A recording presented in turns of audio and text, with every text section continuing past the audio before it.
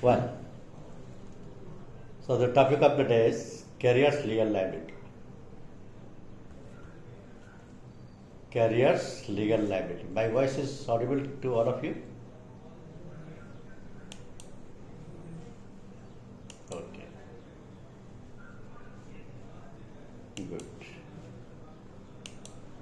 So say carrier's legal liability we are taking up today, and this is one product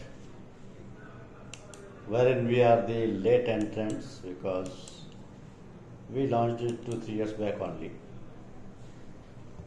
But this is a pretty old product in the industry because almost all the general insurance companies of India are selling this product since beginning.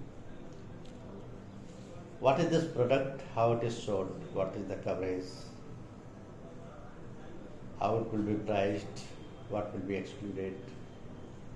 All these things are important to understand. So let us see and understand the product clearly. So carrier's legal liability means transportation of car or goods.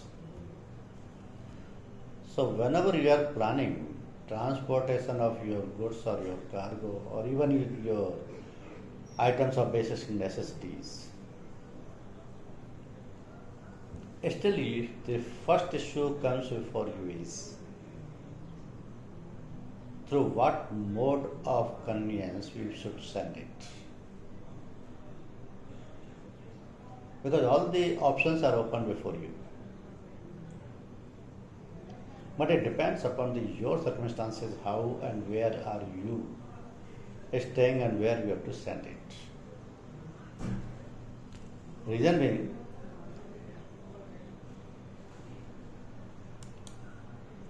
being,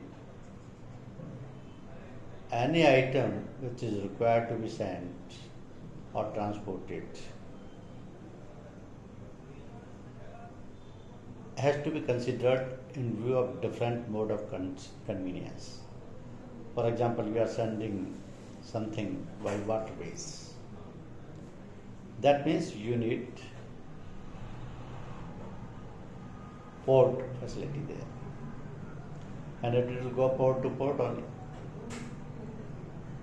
But the sources or the mode of conveyance will be ship, steamers, boats, or any kind of hull. Hull means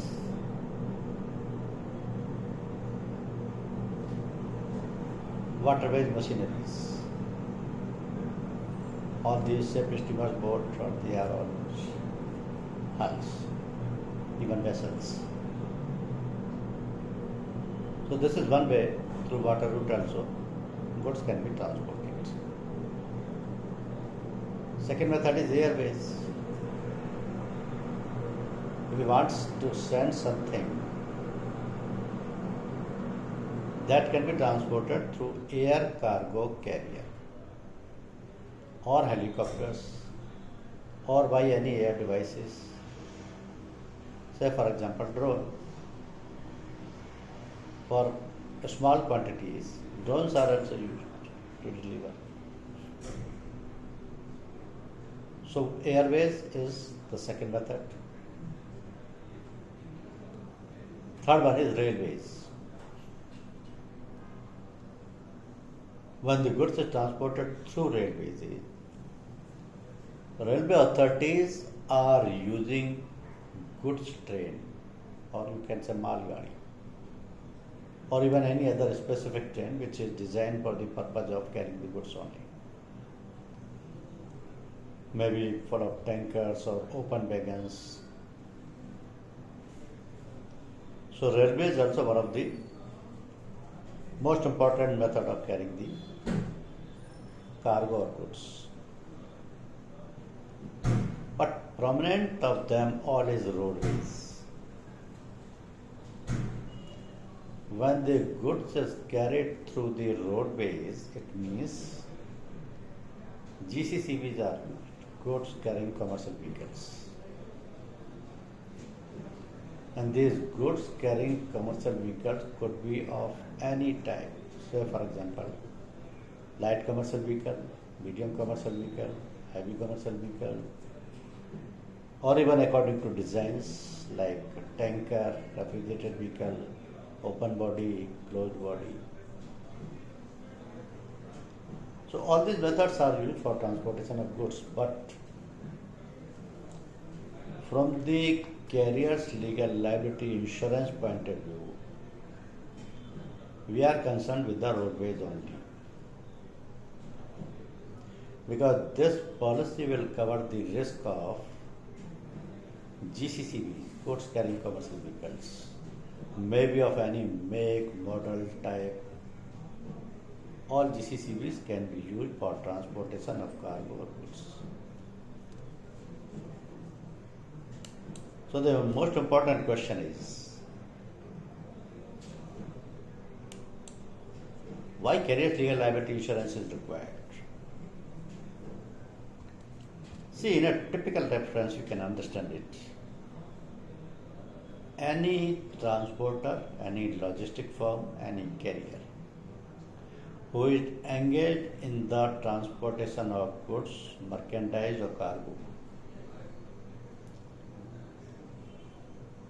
they are all concerned with the liabilities of loss or damage to the cargo. Because whenever there is a movement of goods or merchandise or cargo from one place to another place, there is a risk of being damaged during the transportation. If goods are damaged in transit or even in loading, unloading operations, the owner of the goods is liable because he has charged the freight from the owner of the goods to safely transport and deliver the goods to the person or to the office or to the transporter directed by the owner of the goods. So that means if it is not safely delivered, the responsibility is of the transporter firm or carrier firm. But there could be two different circumstances. One, if the owner of the goods is having insurance policy and then he is transporting the goods through the transporter. Second, he has not insured the goods and he is transporting the goods through the transporter. And both the circumstances are very common in the market.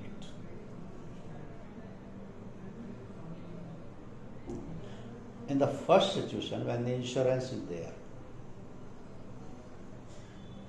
if the goods is damaged during the transportation or during the transit,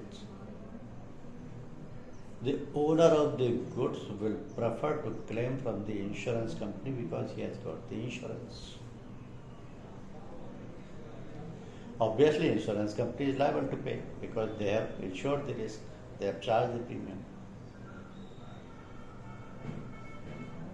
So when the owner of goods is claiming the loss from the insurance company because he has taken an insurance policy, maybe the loss is caused by the employees or the drivers or any person of the transporter, still the liability of insurance company is there to pay the claim. So in this case, when the insurance is there, the owner of goods will safely claim the losses from the insurance company. But if he has no insurance, in that case he will directly claim the loss or damage from the transporter firm or the logistic firm or the carrier firm. They are the transporter firm is responsible to pay because this is their duty, because they have charged the freight from the owner of the goods to safely deliver the goods. Now the question is, when the insurance policy is there and the owner of the goods has claimed the losses from the insurance company, in that case, insurance company will take a subrogation letter from the owner of the goods. Because the owner of goods is entitled either to claim from the transporter or from the insurance company, but not both of them. Either of them. If it is claiming from the insurance company will take a subrogation letter from the owner that he has been indemnified for the losses. Now, once this subrogation letter is received by the insurance company, they will start action against the transporter because he is the person who is responsible to cause loss or damage to the goods of the owner. There again, this is the responsibility of the transporter to pay to the insurance company because they are legally entitled to claim for the losses who are caused by the third party. And here the transporter is the third party. Even in those cases where the goods is insured, claim is paid by the insurance company has got a legal right to recover from the transporter. That means under both the circumstances, it is the duty of the transporter to pay for the loss or damage to the goods transported by them. So transporter cannot escape the liability. So carrier's legal liability policy comes to the rescue of the transporter or logistic firm to cover such liabilities. This is the reason why the carrier's legal liability insurance is required by the transporters or the carrier firms or by the logistic firms. Simple reason. Because under both the circumstances, this is the duty and responsibility of the transporter firm to pay the compensation to the owner of the goods whose goods have been damaged. Now the question is, who can take this policy? Simply transporter or carrier or logistic firm. Because policy is issued to road transport companies working as carrier of cargo or goods. Here two situations could be there. If the transporter firm is taking the policy, that is carrier's legal liability insurance, the important question would be that the transporter firm has got certain vehicle under their own ownership and the remaining vehicles are hired. I simplify it. Suppose mine is a transporter firm, Jaipur Golden Transport. My turnover for the year is 3 crores. I have 20 trucks with me. But for the turnover of 3 crore, 20 trucks are not enough. I need minimum 10 more. But I am not in a position to buy 10 more. I'll better prefer to hire 10 trucks and I'll pay the freight for them. Now I'm using 30 trucks for transportation of my goods throughout the year. It means I am responsible for all those 30 trucks which are transporting my goods in those vehicles. So if I need any insurance policy, I will prefer that all these 30 trucks should be covered under the carrier's legal liability insurance policy. If there is any loss or damage to goods of any of the truck, that should be paid by the insurance company. So here, this carrier's legal liability insurance policy will provide the coverage for both owned vehicles as well as hired vehicles of the transporter firm. That means carrier's legal liability covers legal liability of the road carriers for actual physical loss or damage of the merchandise or cargo, while such goods or merchandise are carried by them under the contract of carriage. So for all vehicles which are used for the transportation are insurable under this policy. Now what is the scope of cover? A scope of cover means what risks are covered under this policy.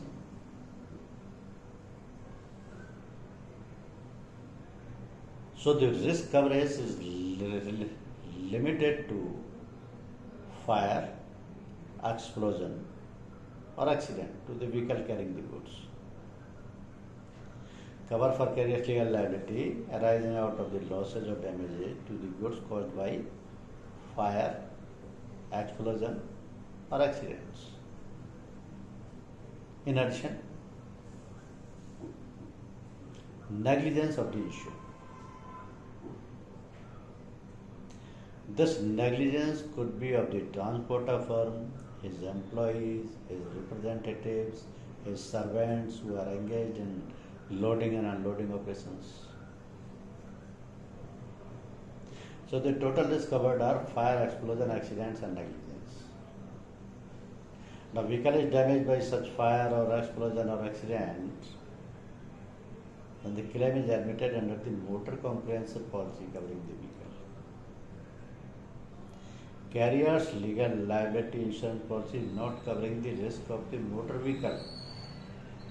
Motor vehicle is subject to insurance under the motor vehicle insurance policy. If the truck is being used by the transporter, that will be comprehensively insured under a GCCB insurance, commercial vehicle policy. So vehicle related risk is part of the motor policy.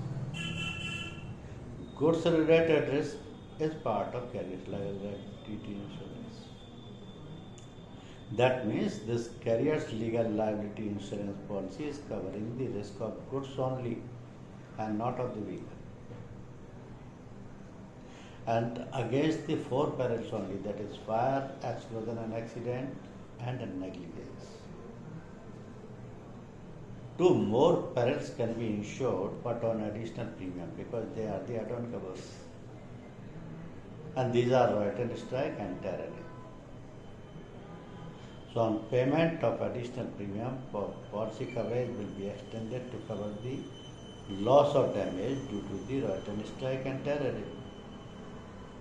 So this is the only coverage available under the carrier's legal liability insurance policy.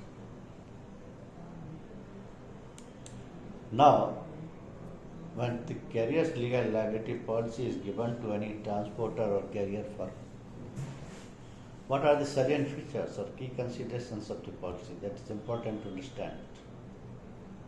So first of all, the period of policy is maximum 12 months, that is 1 year. Policy is annual, subject to renewal each year. The policy, whenever the policy expires, it can be renewed for further 1 year. So maximum policy period allows is only 12 months or 1 year. The carrier is a reputed one and ideally with no claim history. Even if the claim history is there, still the policy can be renewed. Subject vehicles must be comprehensively insured. This is a precondition of our policy. All those vehicles which are used by the transporter for transportation of goods purposes must be comprehensively insured under a package policy, motor comprehensive policy.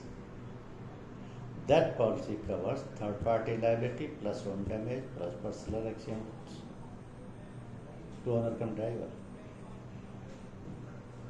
So this is our preconditions that all the vehicles owned as well as hired by the transport firm which are being insured under the this carrier's legal liability insurance policy must be comprehensively insured under each motor package policy, because under one motor policy only one vehicle can be insured. It may be a two-wheeler, private car, truck or whatever it is. So the comprehensive policy will cover the risk of the vehicle. And even for those vehicles which are hired by the transporter firm, they also have to be insured under the package policy. The important question is, transporter firm is not authorized, not entitled to take insurance policy for them because they don't have the insurable interest in those vehicles. Ownership is different. Owner is different. They only have hired. But still, the owner, actual owner of those vehicles will take the policy and he will give a copy of the policy to the transporter firm. And this policy, motor policy, has to be continuously renewed throughout the policy period of carrier's legal liability insurance. So, for example, my Jaipur Golden Transport firm has 20 vehicles, 10 vehicles we have hired. They all vehicles are insured under the package policy, but on different month, different dates. Now, if I am taking a policy to cover the risk of goods or damages, that is carrier's legal liability insurance. So throughout the policy period of carrier's legal liability insurance, my all vehicles must be comprehensively insured throughout the policy period. If whenever any policy has expired, I must renew it in continuation. Because if on the date of loss of the goods, when any claim is lodged under the carrier's legal liability insurance policy and it was found that the vehicle carrying the goods was not comprehensively insured under a package policy, in that case the claim under the carrier's legal liability can be rejected. So this is a precondition of our policy that all those vehicles which are used by the transporter firm for transportation of the goods must be comprehensively insured even on the date of loss. The next condition is vehicle must be roadworthy condition. So the roadworthy condition of a vehicle is determined not by the wordings. It is determined by a fitness certificate issued by the RTO. When the RTO is issuing a fitness certificate to any commercial vehicle, that means that vehicle is in a roadworthy condition, fit to drive, fit to run on the road. The next important point is fleet policy can be given or can be issued. Single policy for all the vehicles owned or hired by the insured. Important to understand. Transporter firm which is having 20, 30, 100, 200 vehicles for transportation of goods, all those vehicles can be insured under carrier's legal liability insurance policies fleet policy. One fleet policy will cover the risk of all those vehicles which are owned or hired by the transporter firm. Individual policy can also be taken, but normally transporter will prefer to take a fleet policy because in bulk policy only all those vehicles which are owned by him or hired by him are insured. In addition, there are certain documents which transport firms are maintaining throughout their business cycle because these are the documents which are important from their trade points. That is, say for example, logbook for each vehicle. Now, each vehicle has got a logbook on what date, what goods was loaded, where from it started, where it goes, when it came back. All these entries are made in the logbook of each vehicle. That record is very useful for the transporter firm to find out the exact locations, the exact records and the exact working of those vehicles. This information is not required at the time of insurance, but when there is a loss, insurance company will ask for the logbook of the vehicle. And there from it they will cross-check whether this vehicle was carrying these goods or not on that particular date where it has got damaged. Another important document is consignment note for each vehicle must be properly recorded. What is this consignment note? Consignment note means a document prepared by the transporter firm to send to the another firm what goods has been consigned. Minimum premium for this policy is 500 rupees plus GST, that is applicable as on date is 18%. So among the key considerations, you will find that the policy is only for 1 year. It can be renewed on the expiry of the policy for further 1 year. The precondition is that all the vehicles used by the transporter firm for transportation of goods must be comprehensively insured throughout the policy period, and if the policy is expiring in between, that policy has to be renewed in continuation.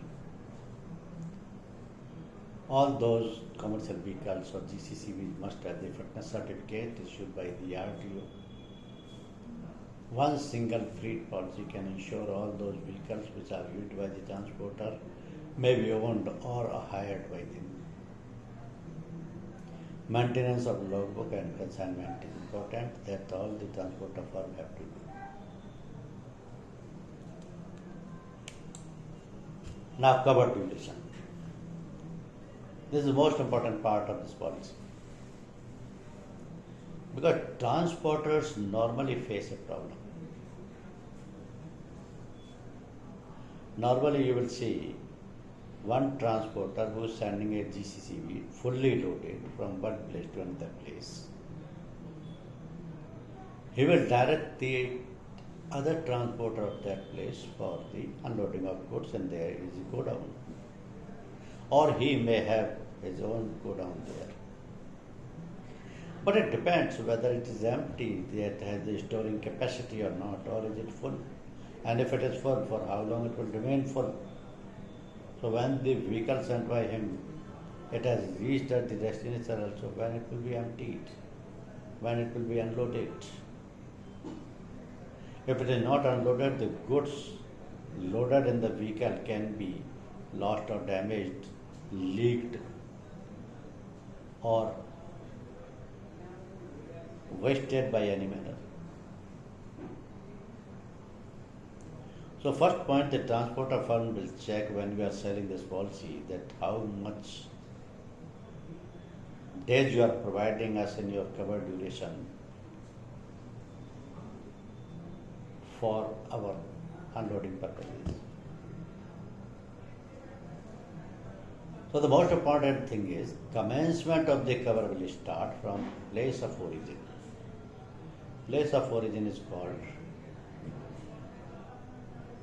the place where from the vehicle will start, or the place where the loading operations will start. So the risk will start from that point only. The vehicle has not yet started, it is not in the journey period, but still the risk is covered. The risk is covered because loading operations have to be there. And during the loading operations, if there is any loss or damage to the goods which is not belonging to the transporter, which is belonging to the owner of the goods, but he has given to the transporter firm to deliver it at some other place. If it is lost or damaged during the loading operations only, at the point of origin, still the risk is covered under the policy. So the commencement of cover will start from place of origin with loading of cargo or goods or merchandise on the vehicle and remain until the same is unloaded at the point of discharge. So point of discharge is the final destination where the goods will be unloaded. So even if the vehicle has reached at the point of discharge, still the risk is not over. Until the same is unloaded at the point of discharge or expiry of 3 days from arrival of the vehicle at the final destination, whichever is earlier. Say for example, mine is Jaipur Golden Transport here. My one truck fully loaded is starting from the Jaipur to Bangalore.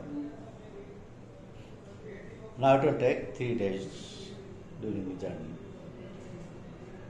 So at the point of origin, that is Jaipur, if during the loading operations any goods is damaged, the risk is covered. Loading cargo is covered. Now once the goods is loaded in the truck started the journey. And during the transit, till it reaches to the Bangalore, the risk is covered. If any loss or damage is there, any accident is there, any fire is there, any explosion is there, the risk is covered. When it's reached to the Bangalore, to the directed transporter where the goods will be unloaded. But unfortunately, his godown is not empty. There is no place to unload. So vehicle is parked there for 1 day. It is parked there for 2 days. It is parked there for 3 days. Still the risk is covered. But after 3 days, the risk will be over. If fourth day any loss is there in the goods, the carrier's legal liability will not pay any claim. So what is the important aspect is the cover duration will commence from the place of origin with loading of cargo on the vehicle and remain continue until the same is unloaded at point of discharge or expiry of 3 days from arrival of the vehicle at the final destination, whichever is earlier. This is the simple terminology of cover duration. So we provides 3 days. Policy ends with unloading or expiry of 3 days, whichever is earlier. If on the same day it is unloaded, risk is over of that consignment. But if the place is not there, storage is not there, it is parked for 1 day, 2 days, 3 days, still risk is covered. After 3 days, the risk is covered. So this is most important consideration which every transporter will ask you when you are going to sell the policy to any transporter firm. Now, how the risk will be rated under the policy? So for rating purposes, 3 important considerations are there. First, gross vehicle weight of all those vehicles which are used by the transporter firm for transportation of goods. GVW. This is mentioned in the RC of each vehicle. So this can be simply taken from the RC of each vehicle. Then limit of indemnity.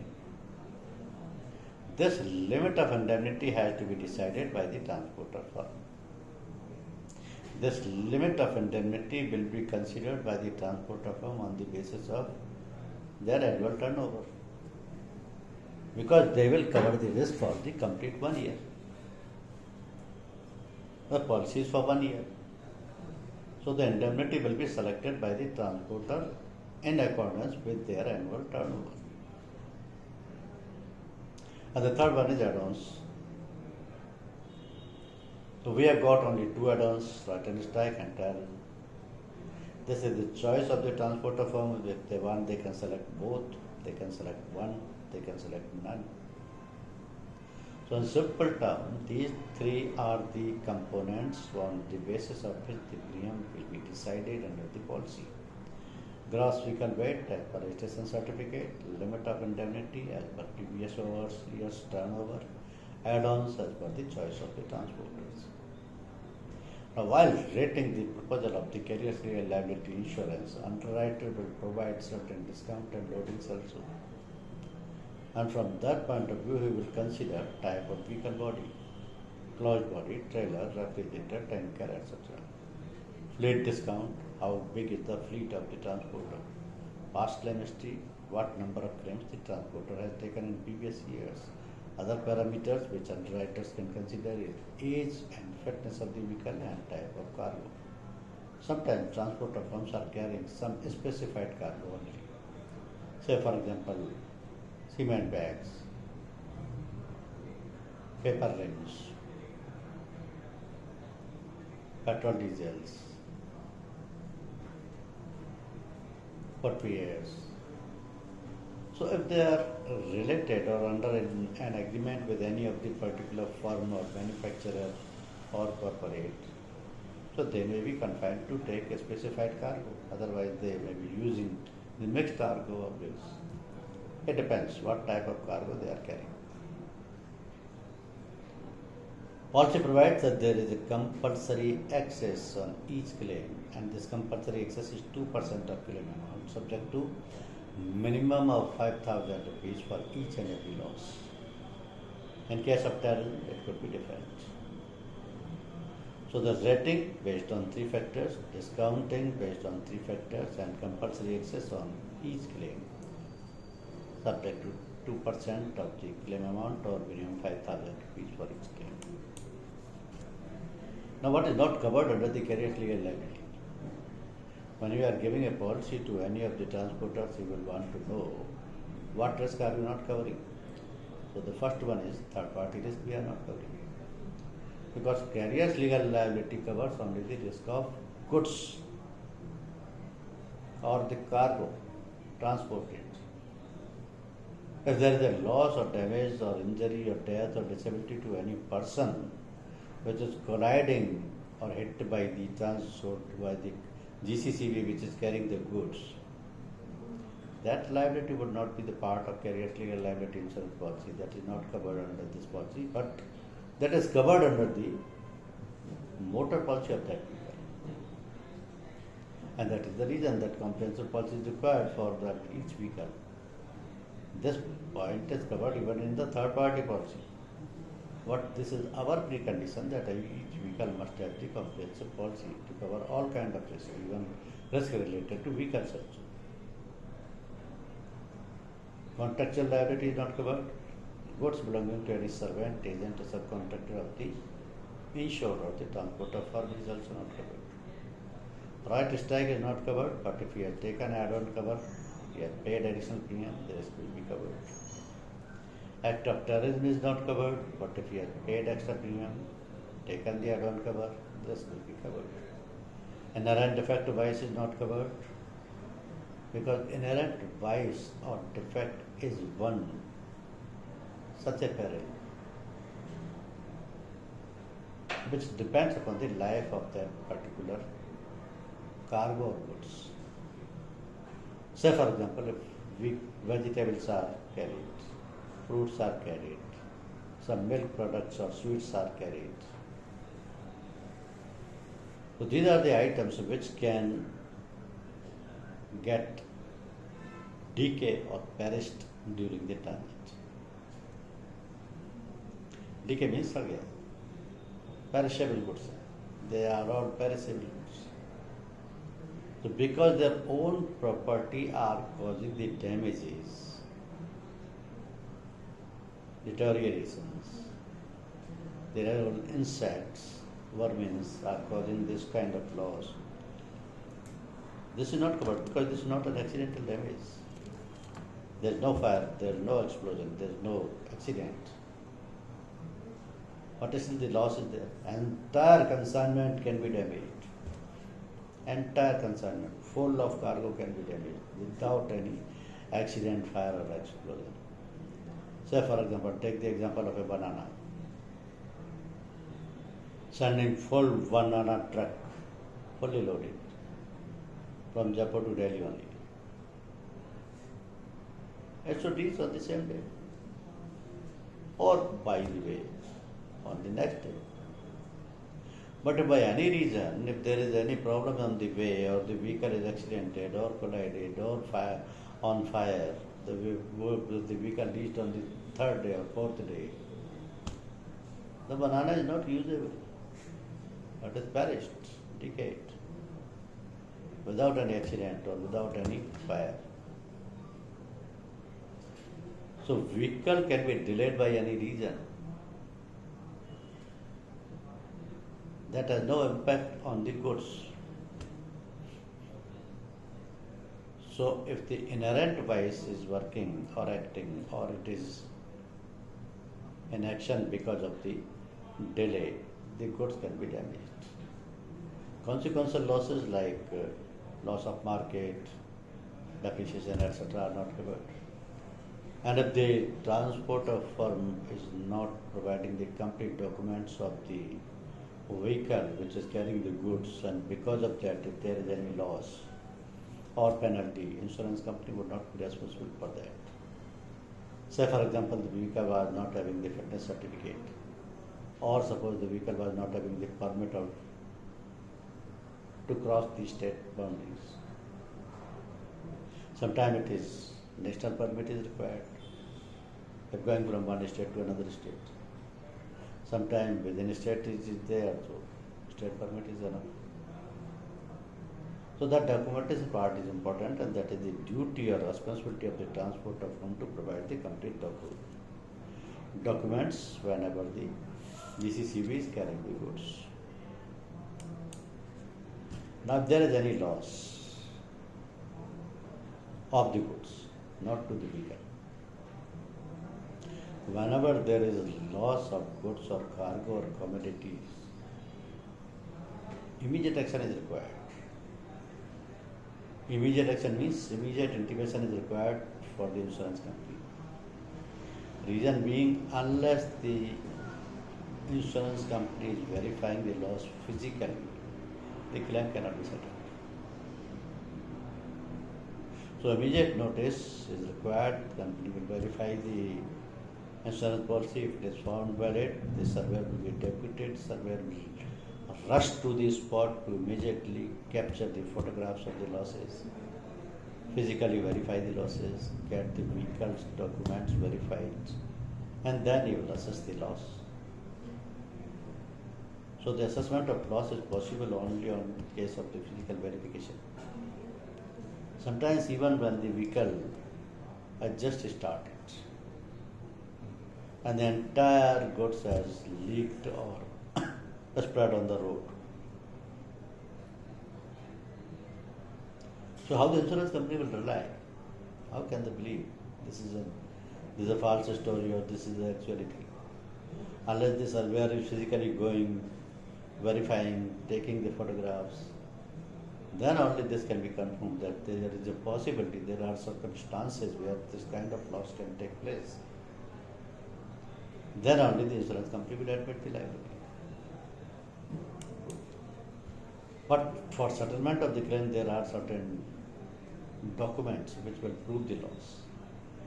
And in every case, invariably, the insurance company will ask for the motor only or package policy first, because this is our precondition. Then the RC verification would be there, that is the registration certificate issued by the RTO authorities. Then the agreement letter between the carrier and the principal, if there is any specific agreement by which some specific goods is carried. Then certificate of registration under the Carriage by Goods Act. This is issued by the Transportation Department to authorize any transport firm for transportation business. Certificate of registration is different to the RC. Registration certificate is issued by the Transport Department. That is RTO. And this certificate of registration is issued under the Carriage by Road Act to authorize the carrier firm, transport firm, logistic firm to transport the goods. Then fitness certificate of that vehicle, claim form, goods receipt and good forward note.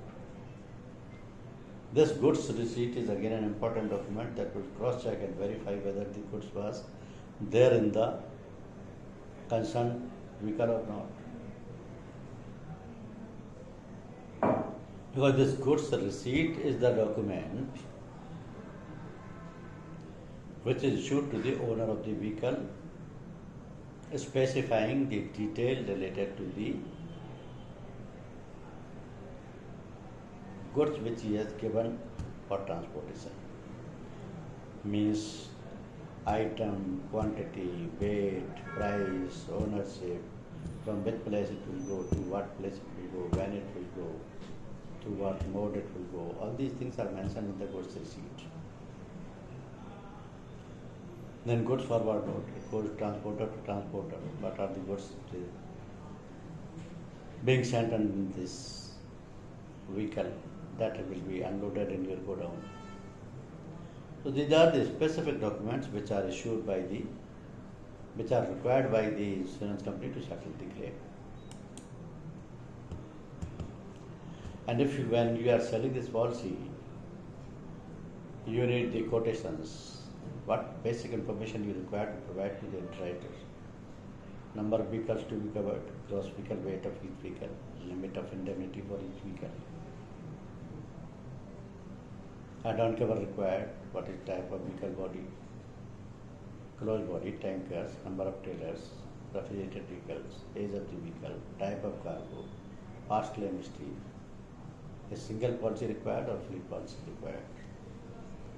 So these are the basic details which are required on the proposal form to issue the policy or to give the quote.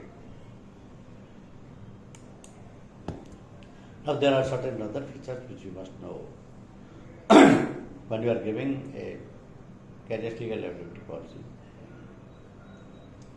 normally give, and even the transporter will prefer to take a fleet policy, because that one fleet policy will cover all his vehicles either owned or hired. Secondly, check that all vehicles which he is using for transportation of goods are comprehensively insured under the motor package policy.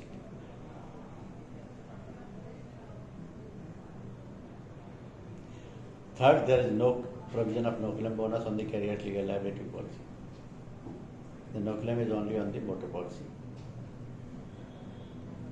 But the possibility is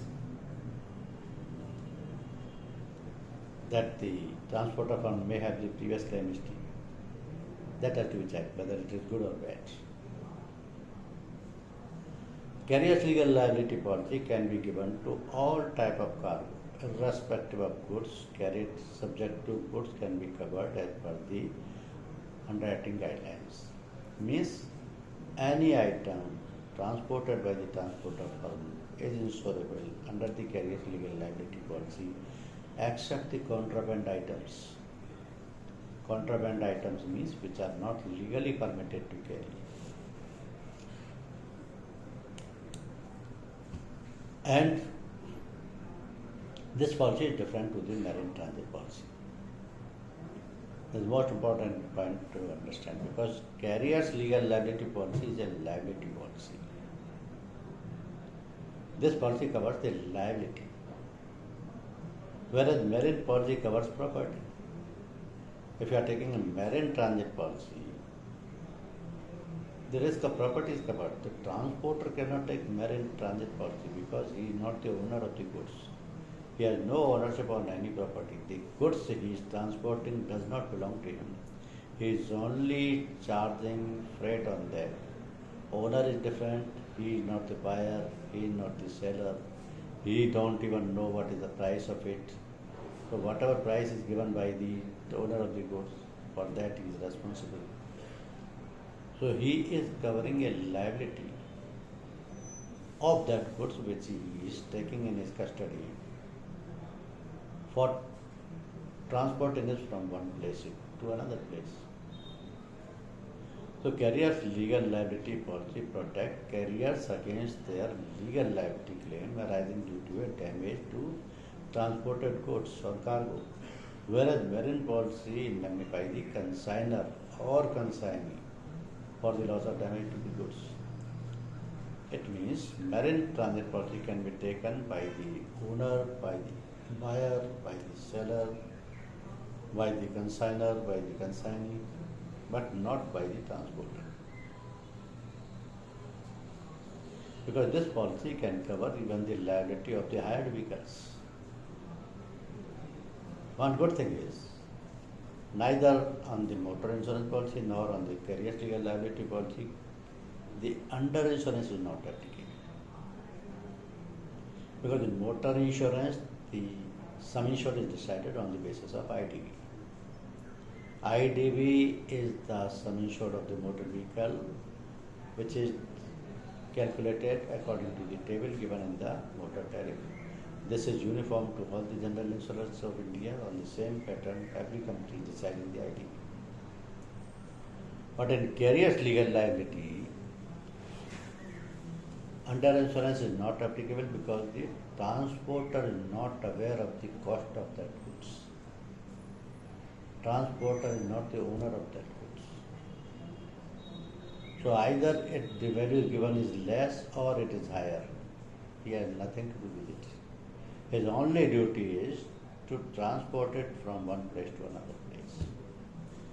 Once it is delivered safely, his duty is over.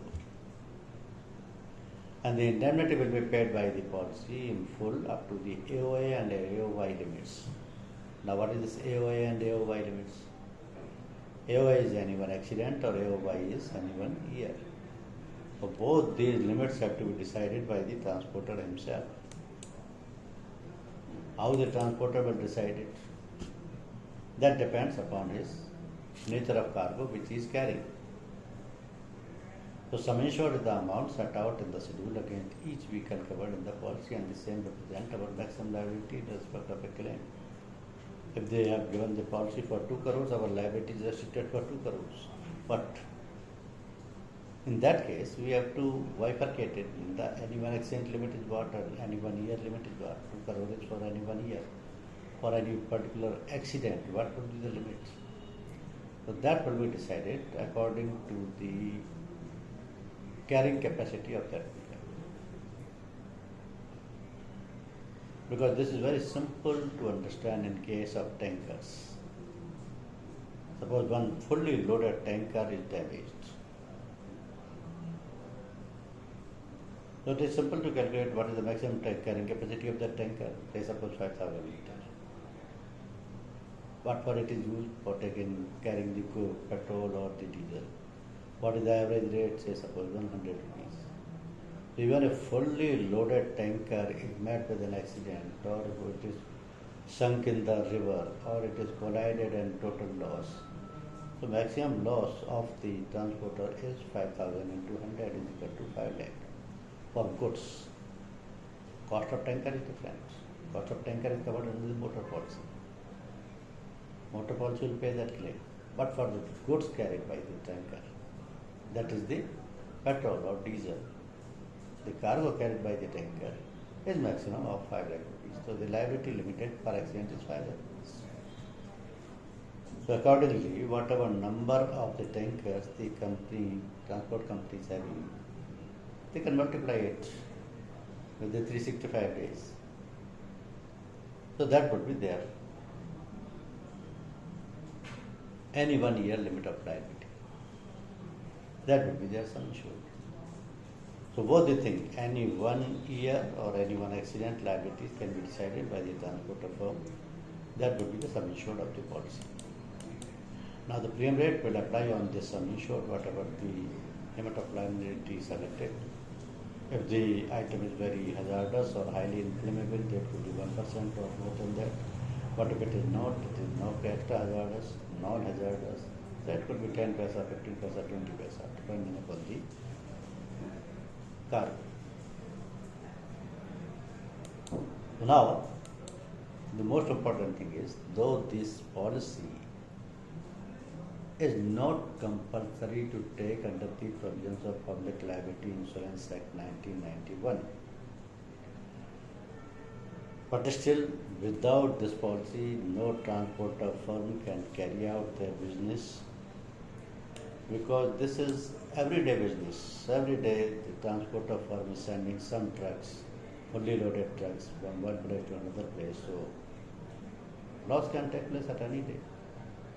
Maybe 10 times in a month, maybe 100 times in a year, or maybe at no day in a year. It depends. So the policy is not compulsory under any statute.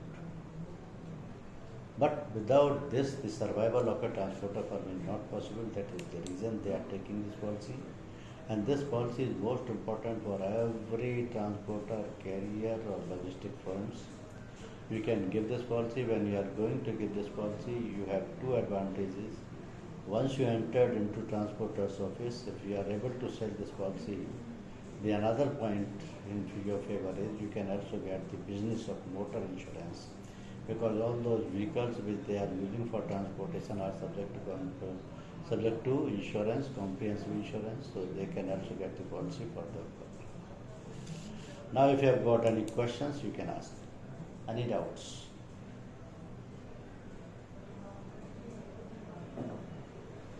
Any doubts?